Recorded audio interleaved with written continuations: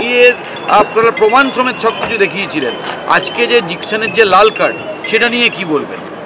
না, শুধু লাল কার্ড কেন, বহু ইনসিডেন্ট আছে যেখানে আমাদের ইয়েলো হয়েছে, ওদের ইয়েলো হয়নি। বহু ইনসিডেন্ট আছে যেখানে আমাদের ফাউল হয় উচিত না, ফাউল হয়েছে।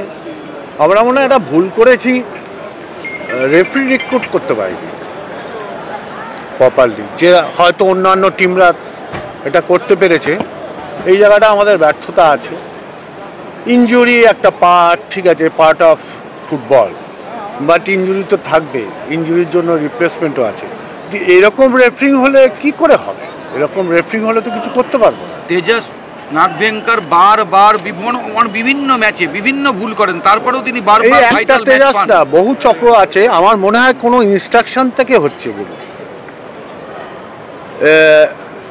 কে ইনস্ট্রাকশন দিচ্ছে সেটা হয়তো ধরতে পারছি না। আপনারা যদি পারেন ধরে আমাদের জানালে আমরা যথাযথ ব্যবস্থা নেব।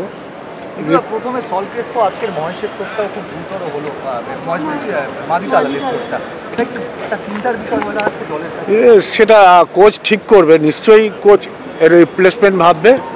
বাট যত টিমই খেলুক এরকম রেফারিং হলে কিছু হবে না, এটুকু বলতে পারি। আপনার উচ্চ কর্তৃপক্ষকে জানাবেন? কতবার জানাবো, কাগজ তো ফাইল হয়ে গেছে, লাভ তো হচ্ছে না কিছু।